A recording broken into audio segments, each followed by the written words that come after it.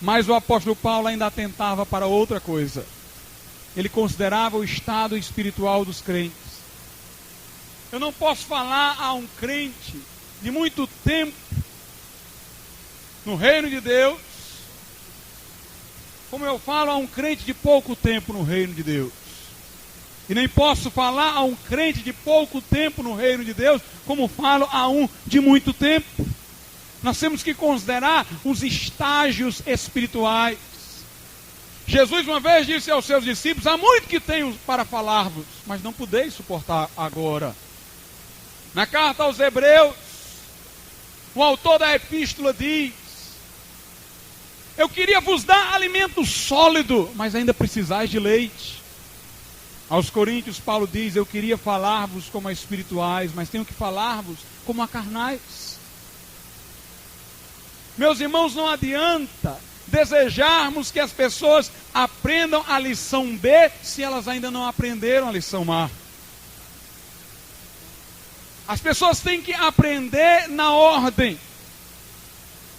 Às vezes alguns dizem: pastor, por que é que certas igrejas são tão ignorantes disso?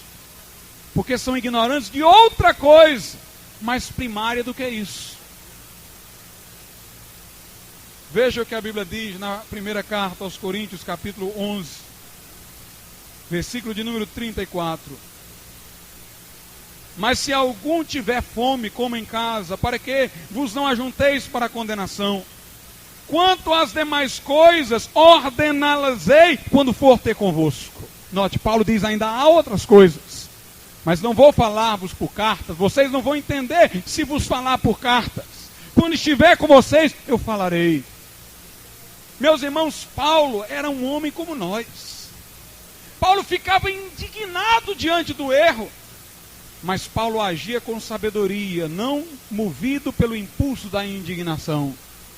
Quando Paulo entrou em Atenas, a Bíblia diz que revoltava-se nele o espírito, por ver a idolatria daquele lugar. A Bíblia usa essa expressão: revoltava-se nele o espírito, vendo a idolatria de Atenas. Paulo andava na cidade e via aquela idolatria e revoltava-se. Revoltava-se duplamente, porque era judeu e porque era crente. Mas ele foi até o Areópago para pregar.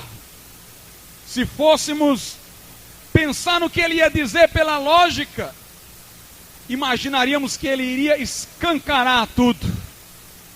Mas quando Paulo chegou lá em cima, Paulo procurou ver o lado positivo da coisa para depois reprovar o negativo. Ele começou com um estímulo.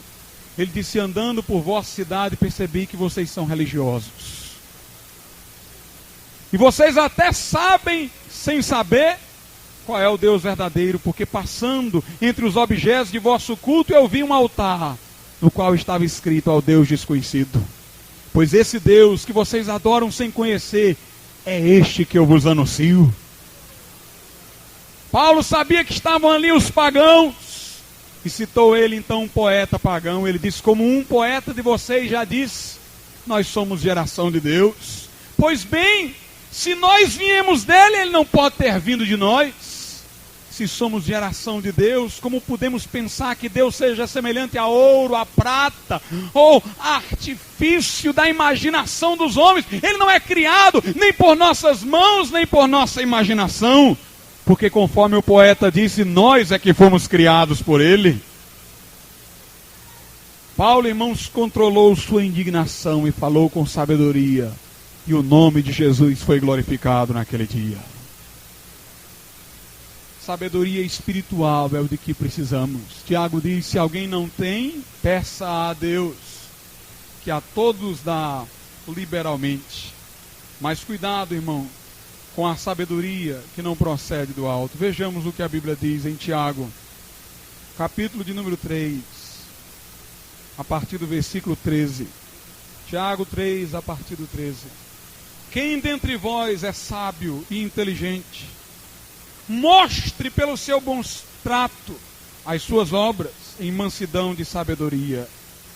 Mas se tendes amarga inveja e sentimento faccioso em vosso coração, não vos glorieis, nem mintais contra a verdade.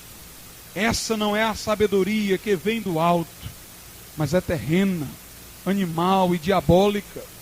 Porque onde há inveja e espírito faccioso, aí há perturbação e toda obra perversa. Mas a sabedoria que vem do alto é primeiramente pura, depois pacífica, moderada, tratável, cheia de misericórdia e de bons frutos, sem parcialidade e sem hipocrisia. Ora, o fruto da justiça semeia-se na paz, para os que exercitam a paz.